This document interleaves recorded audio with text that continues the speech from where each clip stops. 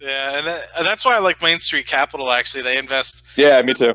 They have a pretty good business model. They look for small to medium sized companies, and they've done well, respectively, since 2012. So hopefully the success continues. But they've had good success before they went public as well. So I actually have a question for you. This is more specific. So, are you familiar with the ETFs SPHD and SPYD?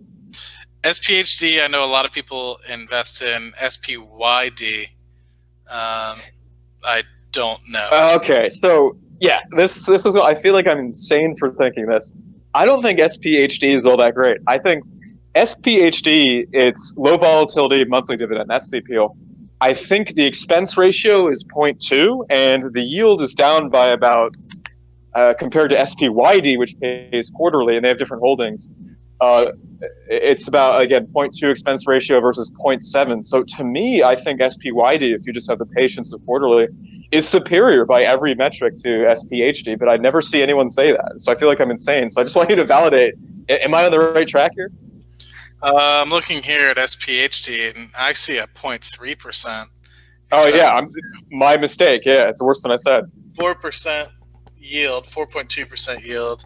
That's interesting. So let's look up Check out SPYD, yeah. This is fun. And then we should get to questions after that, because actually I probably should go in about 20 minutes or so. Yeah, it's what, like 1 o'clock there? Or 1 p.m., but I got stuff going on. Yeah. Why isn't this showing up? Okay, here we go. So yeah, like you said, expense ratio is down by 23 basis points, so it's 0.07, which is comparable to a lot of Vanguard. Vanguard, exactly. Assets under management only $2 billion compared to SPHD. How much has that got? 3.5. So almost SPHD is almost double. Yield is 4.42. Like you said, that makes sense. It's spread about twice as many holdings. Well, SPHD's got 51. SPYD is about 81. But yeah, let's see. So what are the top holdings? So the top 10 holdings are like Leggett & Platt, Cardinal Health, Nordstrom, Seagate, Campbell, Weyerhaeuser, CenturyLink, AbbVie, Western Union, and then SPHD. Let's see where they have their top 10. I feel like SPHD probably has less volatile top 10. No, there's some. Look at the yeah, exactly. Yeah, look at the year-to-date returns on both of them too. Yeah, Iron Mountain, Kimco, AT&T, Ulterior Group, Philip Morris, One OK, Western Union. So yeah, both of them have some things that I would buy individually, like the Philip Morris, Ulterior Group's, AT&T, and then like SPYD, I would probably buy Campbell Soup and AbbVie for sure. Maybe not right now. AbbVie, definitely. But AbbVie when it was a little cheaper, maybe a couple months ago. But even still, I think it's a good buy. But yeah, what did you ask? What the year to date is? Yeah, I'm curious now. Based on look which one's better. Where's the? Can I even get? It should show up on Yahoo Finance. Yeah, I'm gonna pull it up on Yahoo. I'm looking on. Well, I forgot what it was. It was like ETF.com or something. Let's see. SPHD. Let's see, man. SPHD. Oh, it's actually 12:15 a.m. here. I should go to bed myself. SPHD, Yahoo Finance. Why are you taking forever?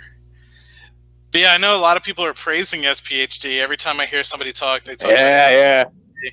I don't care about SPHD is what I care about. Invesco, S&P 500. Okay. So year to date, what is it up?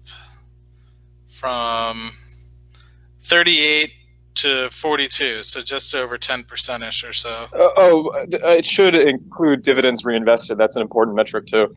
That is important. It should say on Yahoo Finance, inclusive of dividends reinvested, the YTD return. Oh, I see what you're saying. Okay. Where does it say year to date? Let's just look at chart. Under chart? Is that what you're looking under?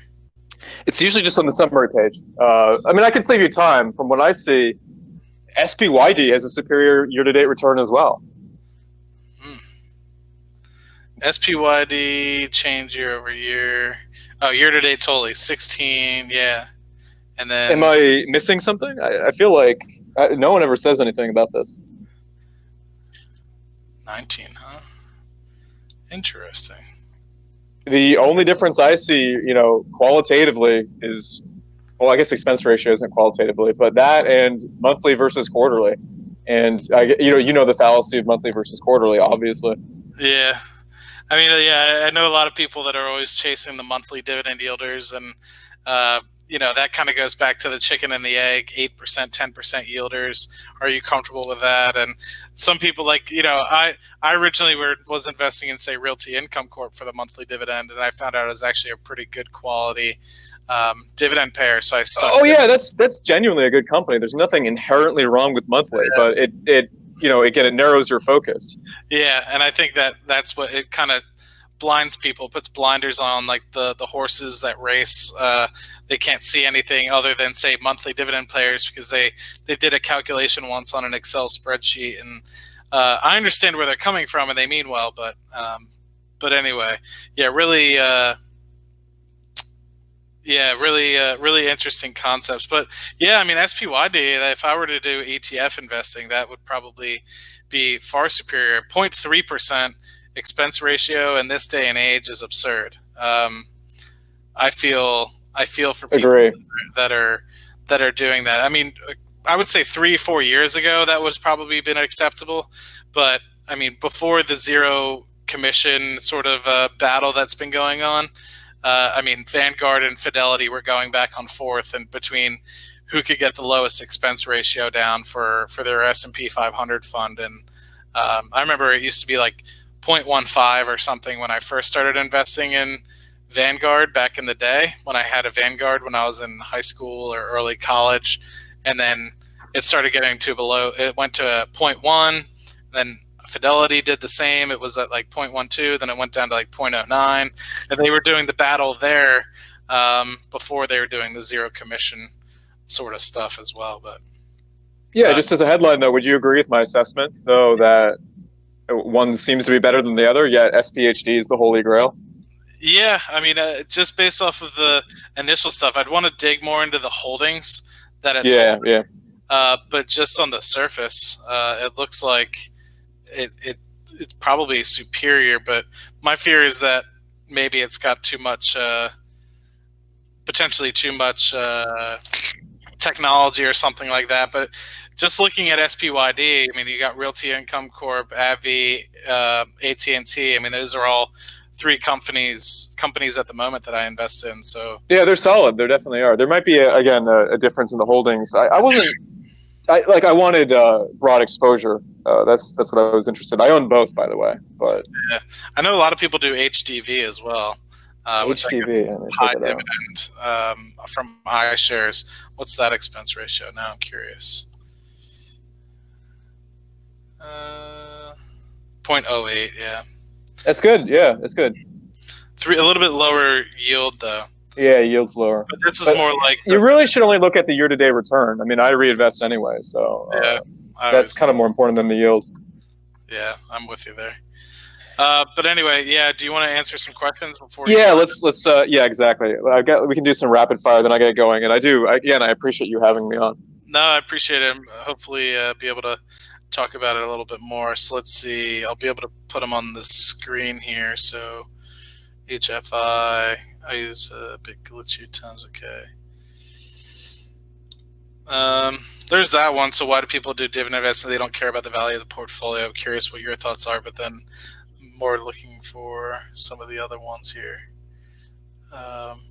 Why people say that they're using dividend investing and they don't care about the value? I never said I don't care about the value of the portfolio.